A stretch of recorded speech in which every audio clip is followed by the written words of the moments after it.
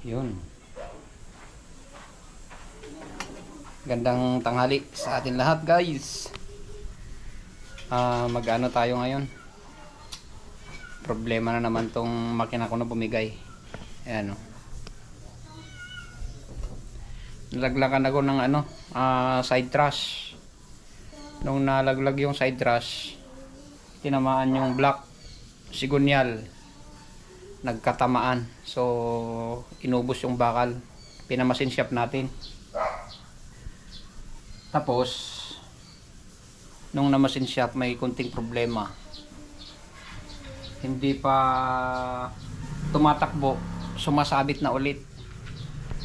So yun ang gagawin natin. Titignan natin kung anong dapat natin gawin. Tapos tong liner pala, nung nalaglagan, lahat ng piston nabasag. Tapos liner tinamaan din, nabingot yung iba. Pero sa tingin ko pwede pa naman. So ibabalik natin. Yun, ilalimin natin. Kasi nailagay ko na gagawin natin para lumaki yung clearance dito sa ng sigunyal. Yan, papakita ko Yan. Yan yung sinasabi ko. Ewan ko kung nakikita nyo. Dito. Napakaliit yung clearance. Halos sasayad na naman tong sigunyal dito sa block. So ang gagawin natin na diskarte, magpalit tayo ng truss washer dito sa likod ng 0.25. Tapos dito sa side, sa harap, dun sa standard, babawasan pa natin para lumaki yung space dito sa harap, sa likod. So naikabit ko na yung 0.25 na truss washer. Dito magkakaskas na lang, babawasan ko yung side truss. So diskarte lang. Dito ko na to binanatan kasi talagang mahirap. Ewan ko kung nakikita nyo, hirap pumosisyon Talagang pagtiyagaan natin. Ayaw nga pumasok.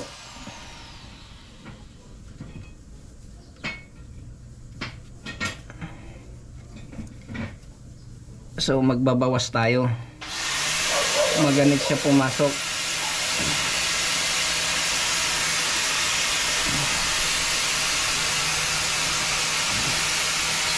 Gagawin natin, magbawas tayo ng bahagya para suwabe lang siya. Ayan Uy, hirap. Mag-ano tayo, hasain natin tong truss washer, paninipisin natin. Ito yung diskarte na gawin natin. Sakit yung braso ko, hirap naman.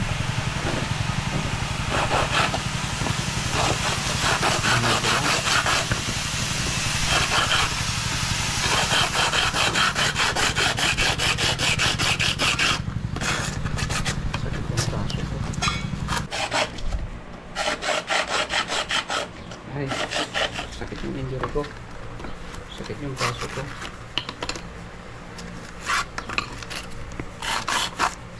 Ano gawin dito?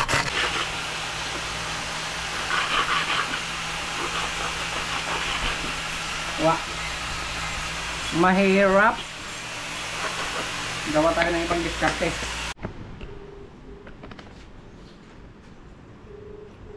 Yun, kakabit na natin.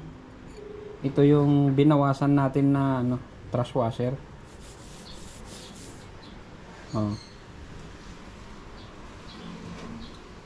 Standard yan. Binawasan pa natin. Tapos yung dito naman nakaposisyon dito, standard dito, ngayon pinalitan natin ng 0.25. Mas makapal dito sa kabila. Kasi ito yung tinamano, kita nyo. Ito yung pinamasin shop ko. Sablay nga eh. Hindi maganda yung pagka build up. Hindi maganda yung build up nya. So sa kabila standard, sa kabila 0.25. So sasalpak na natin. Ito yung nakita kong paraan para medyo ano, medyo lumayo ng konti. Sige, pasok tayo sa ilalim.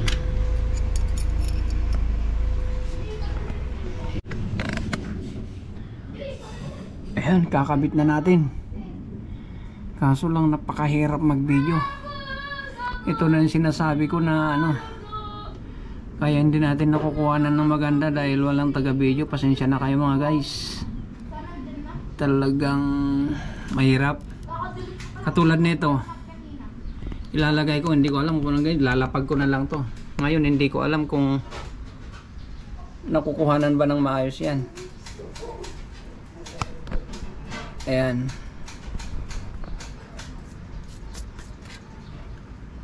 Aha, talagang ganon, mahirap eh. May mga nag-ano pa naman dyan na pangit daw ang kuha, hindi detalyado. Pangit talaga, pasensya na kayo dahil walang taga video. Nagugulat na lang kayo, tapos na. Oh man, pagpaumanhin mga kaibigan.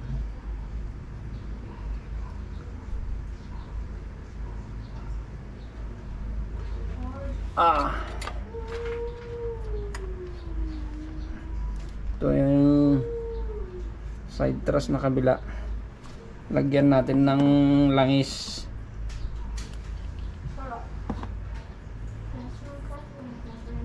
Ito na ano na rin to, kanina nabawasan ko na to.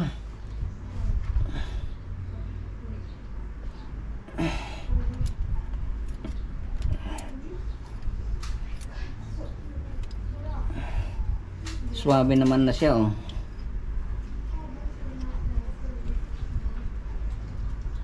Ito yung harap na babawasan natin na ano. Tapos ito yung sunod natin, cup. Kikita ba? Nakikita ba natin? Pag nabagsakan yung GoPro natin ng bakal, patay.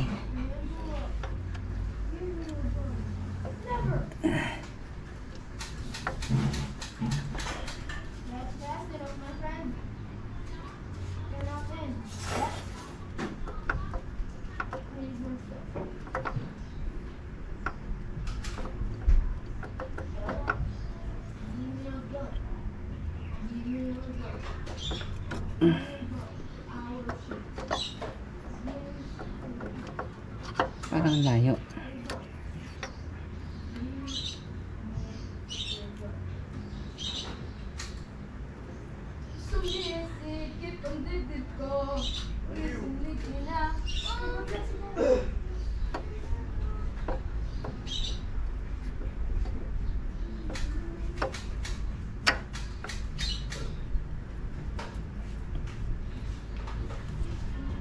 Wah.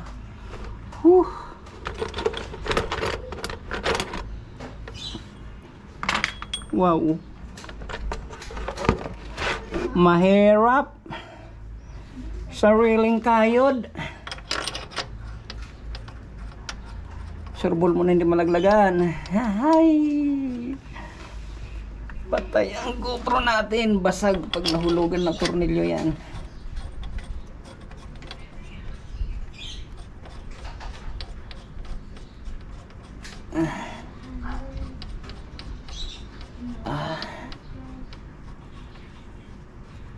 Oh shit, man.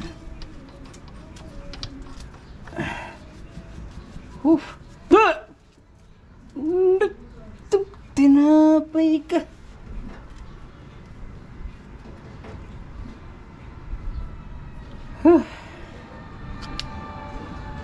Okay. Ipit natin.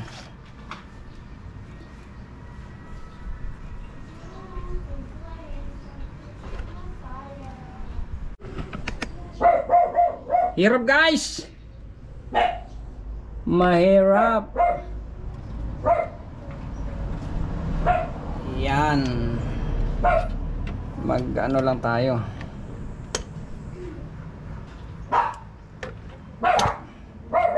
Katakot.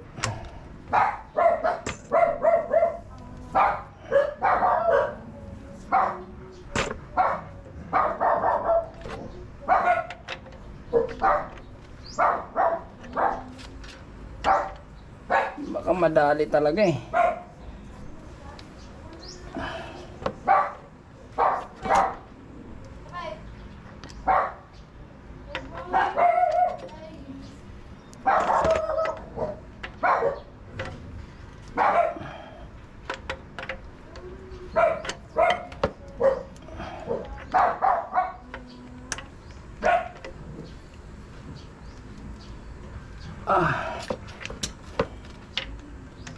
Huwag kang magkamali.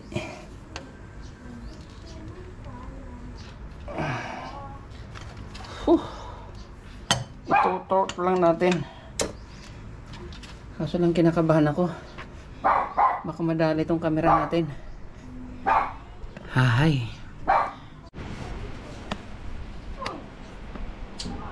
Balik natin yung liner. Kasi sa tingin ko obra pa naman to. Yung iba may bawas dito, pero hindi naman naabutin yun. Tinamaan kasi ng piston nung nadiskaril na yung ano, sigunyal. So ibalik natin. Sayang. Saan benta?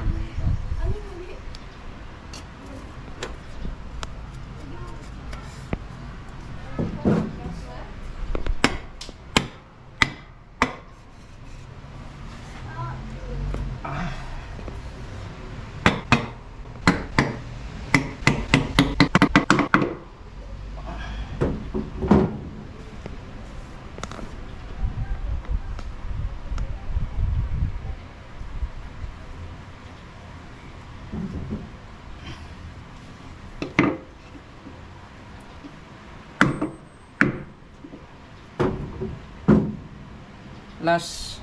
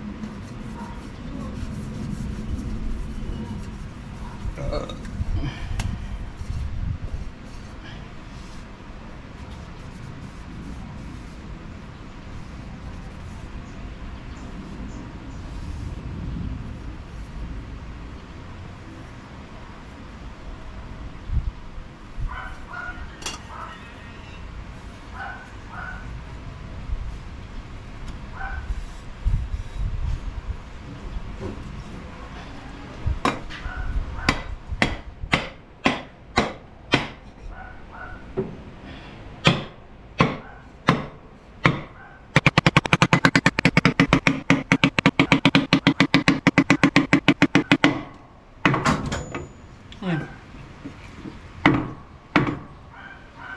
Nahulog yung ano ko. Sakit ko sa ilalim. Okay. Balik ulit.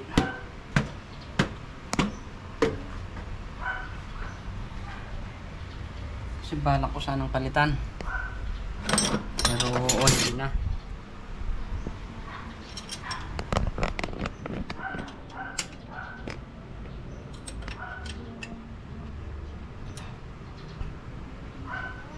Lumog.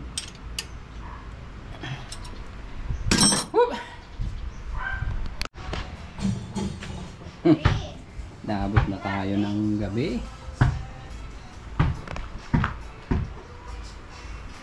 Ayan. Naikabit na natin yung piston. Hindi ko na pinakita kung paano kinabit. Basic lang naman yan. Sabihin na naman yung manunod, hindi lang pinakita kung paano kinabit. Kinabit na natin yung piston. Nilagay na rin natin yung ano,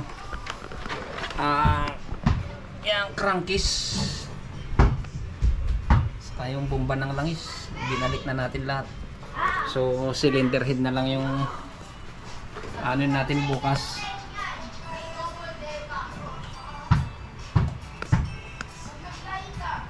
Bukas na lang ulit. 6. Gabi na.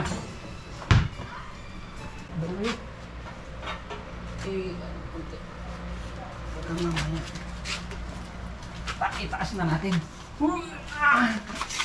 Kasi mahirap. Ano dito?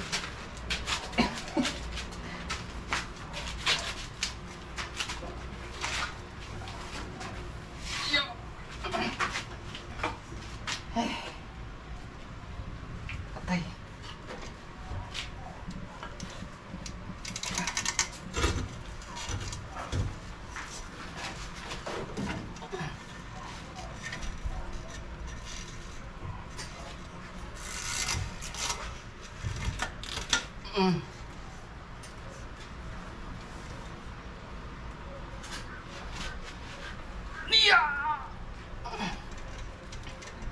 Baba. Hihilain mo. Ako na magsentro. Hilain mo yung tubo. Super bigat yung hirap. Wala sa forma. Hindi ka makaporma. Kunin mo to.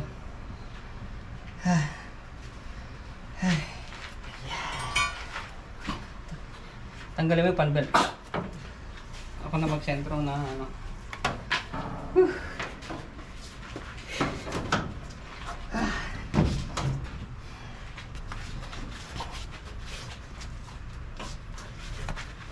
Kuha ka ng ano, isang bolt.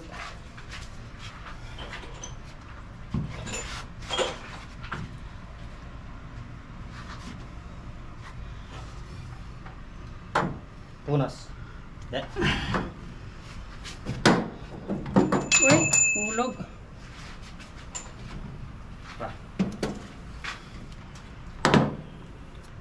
Punta ko sa kabila, iganon mo yung ilaw para makita ko yung ano, butas. Ganyan mo.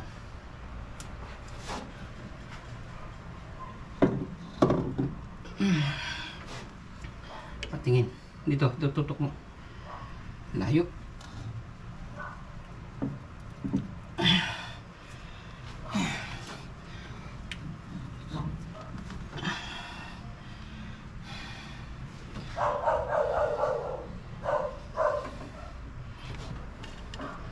Sakto?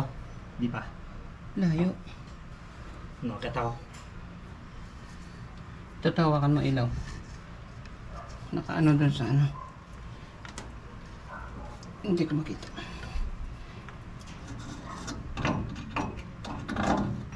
Yun. Ito.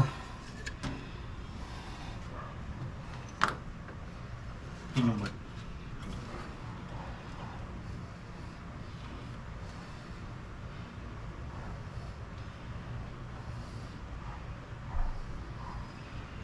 Ayun.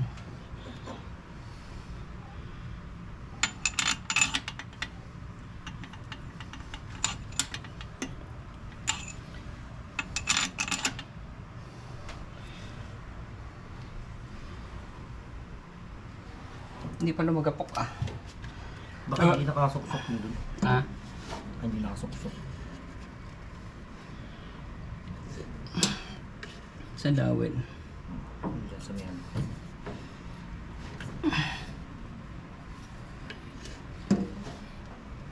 Yun. Yun.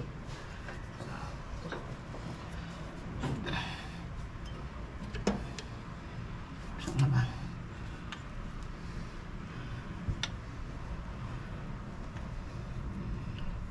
Oo nga. Pumasok na. Ha? Iakyat mo dito yung bolt. Kunin mo lahat dito. Dahan-dahan. Nawala eh. Wala tayong pamalit ng ulo. Dami dyan sa palengke.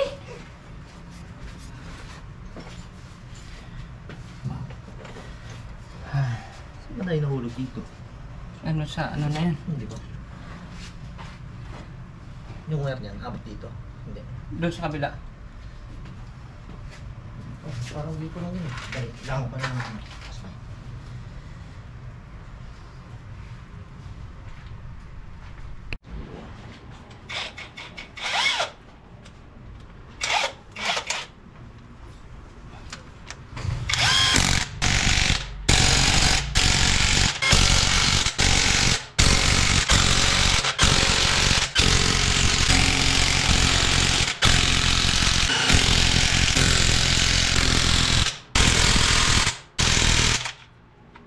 Sakto na lubat. Yun lang. Dito. Dito. Yan ba? Dito ka, boss, oh. Taas. Hirap mo ng position. Ito ang hirap pag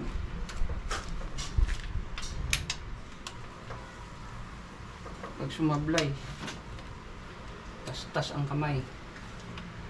Yan. Oh.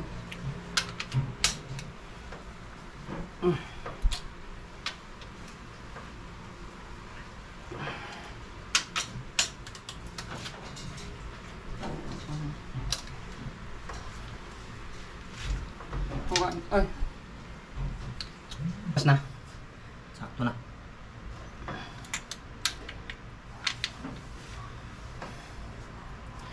Maputulan tayo. Ha? Sige, ano. Op. Ang maputol. Dahil lang. Kailangan di pwedeng biglain eh. Yun, sakto na. Sakto na. Sakto na rin. Tapos na yan. Pas na. Pas na.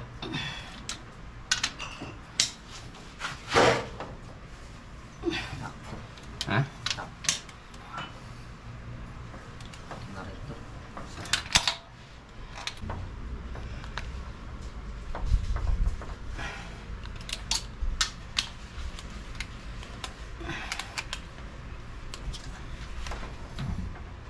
Op. Akin na.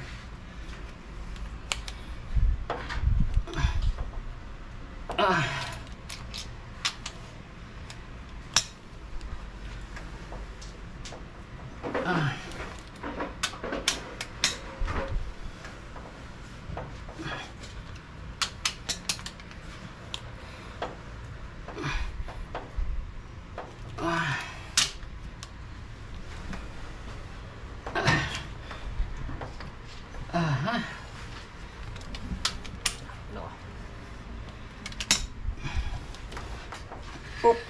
Wag kong bibiglayin. Baka mabali. Tapos na rin pala. Okay na.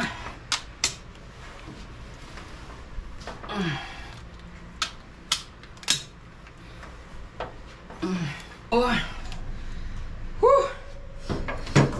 Success. Success. Iharap mo nga, Chef. Success. Pwede na. Nakakapagod. Okay na. Tapos na yung torque natin. Bukas na natin to andarin. Kasi chuchon up pa. The next day. Good morning, mga kaibigan. Update sa ginagawa natin ng makina. So tapos na natin, naandarin na lang natin. Titignan na lang natin kung may tatagas-tagas pa. So hindi natin naandar kahapon gawa nung ginabi na tayo. So ngayon natin naandarin. Para makikita natin kung may mga pa. Tagas-tagas ba. So tara, andarin natin.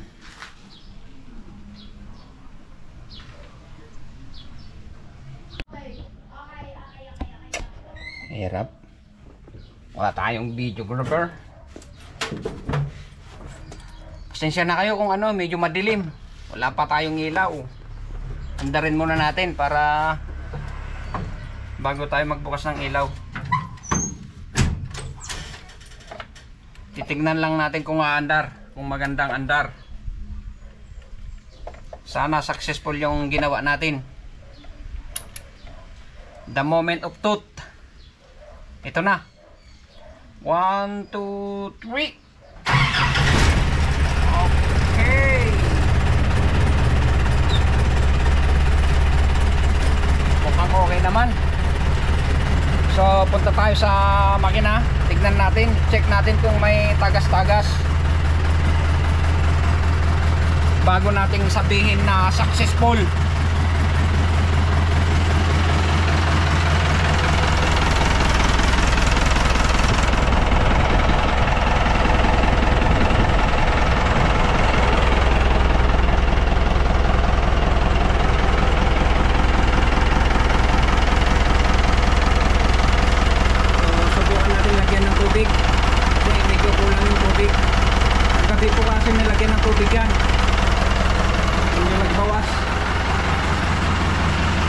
Tayo ng tubig dito.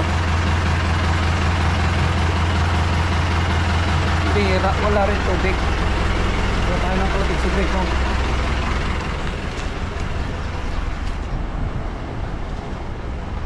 Hello, Clover.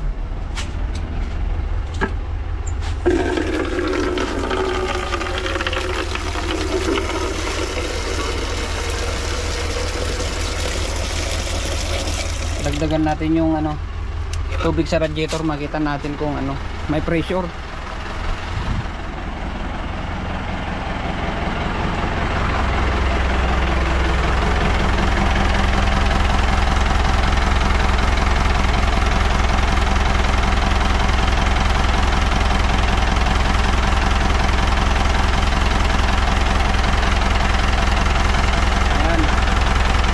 Yan yung makikita kung may singaw yung heat gasket natin.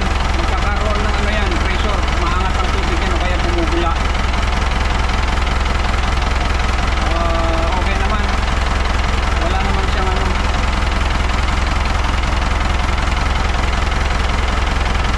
normal naman yung circulate ng tubig. Medyo tining.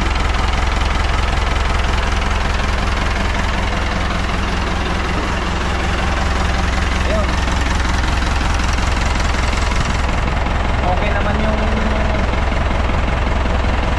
tunog ng makina. Wala naman tayo naririnig na kakaiba. So ang gagawin natin ngayon ay madilim.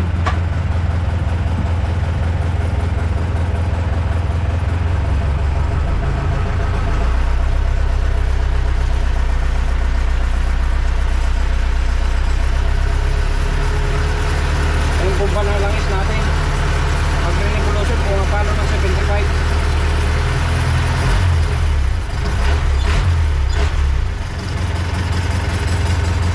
So patayin na natin.